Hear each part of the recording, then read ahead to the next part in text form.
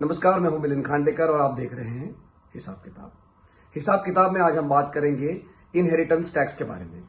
Inheritance tax यानी जिसे हम हिंदी में कहते हैं विरासत कर।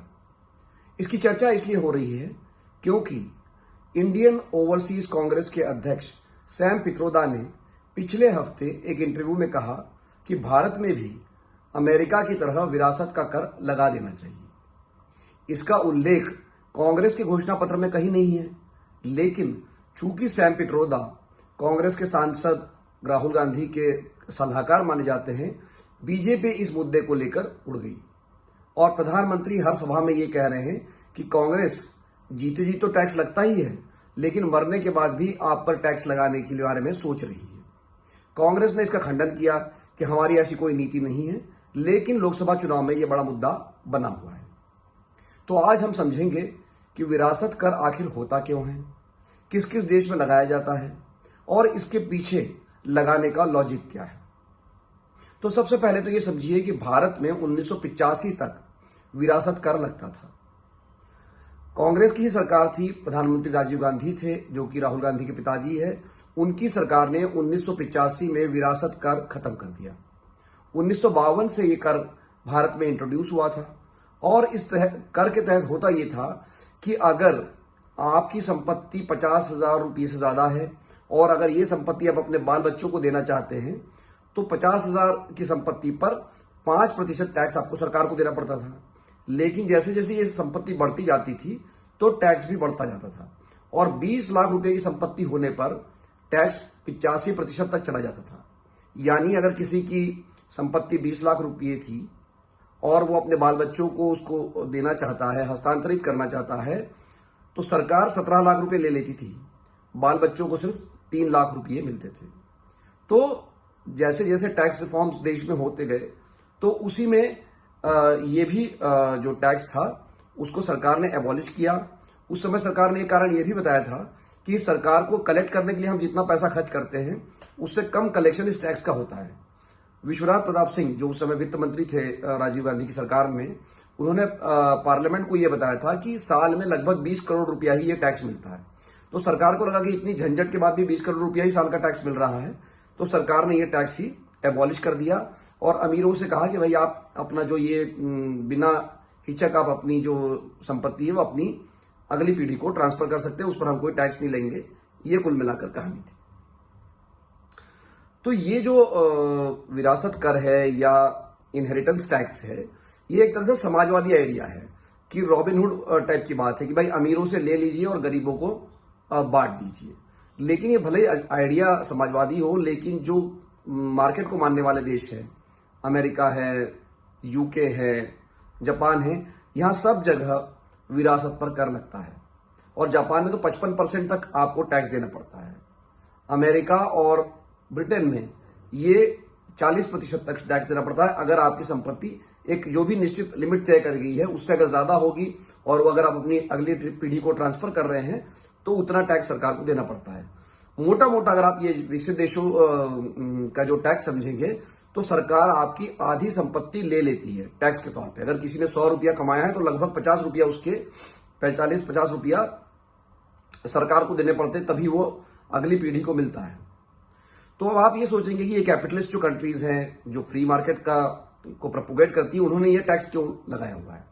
तो उसका लॉजिक ये है कि जो अगली पीढ़ी को जब ट्रांसफर होता है और उसको जब पूरा पैसा मिल जाता है तो एक तरह से एक ही परिवार बहुत पीढ़ियों तक वो अमीर रहता है और बाजार में एक लेवल प्लेइंग फील्ड नहीं मिलता है, क्योंकि जो दूसरे लोग हैं उनके पास उत्तराधिकार में इतना पैसा नहीं मिलता है।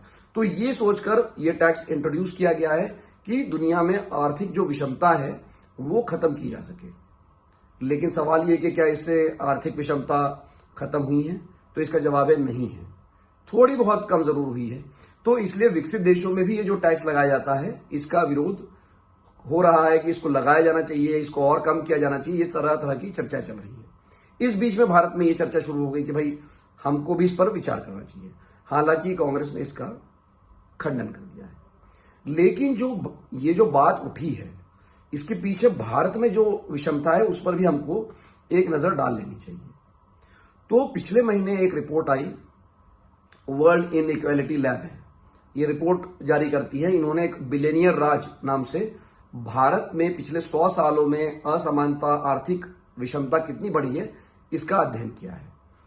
तो 100 साल का उन्होंने अध्ययन किया कि आमदनी में कितनी विषमता बढ़ी है, और करीब 1960 या 61 से संपत्ति का आकलन किया कि कितनी विषमता बढ़ी है। तो उनका कहना यह है कि भारत में पिछले 60 सालों में जितनी विषमता नहीं थी संपत्ति के मामले में, उतनी अब जाकर हो गई है। और इसके लिए उन्होंने बहुत सारे डेटा पॉइंट्स दिए हैं, लेकिन मैं 3 डेटा पॉइंट्स हाईलाइट करना चाहता हूं। तो उन्होंने तो परसेंटेज में बनाया, लेकिन हम लोग अपनी समझ के लिए इसको लोगों में बांट लेते हैं। तो आप ये मानिए कि भारत की आबादी अगर 100 है वैसे तो 150 करोड़ है, लेकिन अभी हम मान लेते हैं कि 100 लोग हमारे देश की आबादी है और 100 रुपया हमारे देश की संपत्ति है। तो ये जो वर्ल्ड इनइक्वालिटी लैब की रिपोर्ट ये कहती है कि जो 100 रुपये में से 40 रुपये भारत में सिर्फ एक ही आदमी के पास है।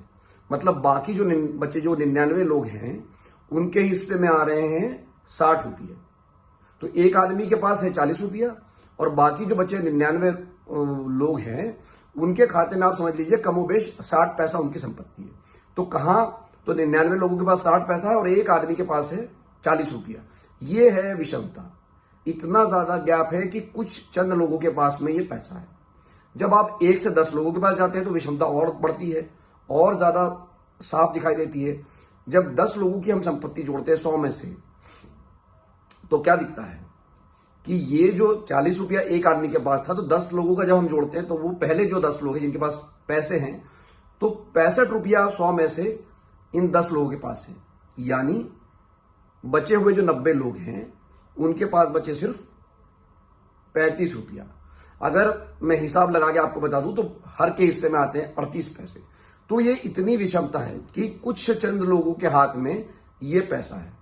और आखिरी जो विषमता का आंकड़ा पेश किया है उन्होंने अपनी रिपोर्ट में, उन्होंने ये कहा कि देश के सबसे ज्यादा अमीर 10,000 लोग जो हैं, 10,000 जो सबसे अमीर लोग हैं देश के, उनकी औसत संपत्ति है 2200 करोड़ रुपया। जी हाँ, ये 10,000 जो लोग हैं इनमें हर एक आदमी की जो संपत्ति है वो 2200 करोड़ रुपया है। आंकड़े को ध्यान से सुन लीजिए। तो 2200 करोड़ रुपया इन 10,000 लोगों के पास है। 10,000 लोगों की औसत संपत्ति है। लेकिन अब जब आप भारत के जो लोग हैं उनकी जो अगर आप औसत संपत्ति देखते हैं तो उसका ये लगभग 17,000 गुना है। मतलब 10,000 लोगों के पास जितना पैसा है वो बाकी लोगों की तुलना में 17,000 गुना ज्यादा है। मतलब अगर हमारे और आपके पास 1 रुपया है तो उस आदमी के पास 17,000 रुपया है। तो यही हिसाब लगाया जाता है कि भाई जब कोई एक उन्होंने उदाहरण भी दिया है कि अगर कोई गारमेंट फैक्ट्री है, उसका अगर कोई सीईओ है या जो सबसे हाईएस्ट पेड एग्जीक्यूटिव है, उसको जितना पैसा भी या मिल रहा है या उतनी इतनी संपत्ति है, तो उसके जो मजदूर है उस फैक्ट्री के, वो अगर 900 साल भी काम करेंगे, आप जानते हैं कि कोई 900 साल काम नहीं कर सकता है, जिंदगी हमारी 100 साल से ज्यादा नहीं हो सकती है, तो 941 साल भी काम कर लेंगे तब भी वो इतनी संपत्ति कमा नहीं पाएंगे। तो ये जो आर्थिक विषमता है ये भी कहीं ना कहीं इनहेरिटेंस टैक्स की जो बात हो रही है उसके जड़ में है, उसके मूल में है। और ये विषमता जब 1991 में भारत में आर्थिक सुधार हुए, बाजार को खोला गया, तो ये विषमता और बात बढ़ती गई। लेकिन मैं ये टैक्स लगाने के पक्ष में नहीं हूं। इकोनॉमिक्स में या बाजार की या कैपिटलिज्म की में एक थ्योरी है, उसका नाम है ट्रिकल डाउन इफेक्ट। मतलब धीरे धीरे धीरे धीरे नीचे चीजें ट्रिकल होती है या वो पहुंचती है नीचे तक।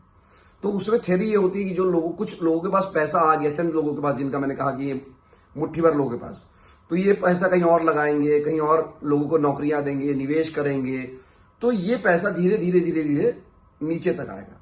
लेकिन अब दिक्कत क्या है कि ये जो ट्रिकल डाउन होने की जो गति है वो इतनी धीमी है कि जो नीचे में लोग बैठे हुए हैं उन तक ये अभी भी पैसा पहुंच नहीं रहा है।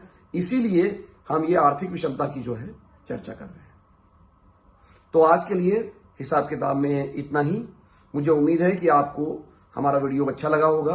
अगर आपको ये वीडियो पसंद आया है तो इसे शेयर कीजिए, लाइक कीजिए, और आपके अगर कोई सवाल है तो कमेंट बॉक्स में लिख कर भेजिए। हम अगले हफ्ते उसका जवाब देने का प्रयास करेंगे। नमस्कार।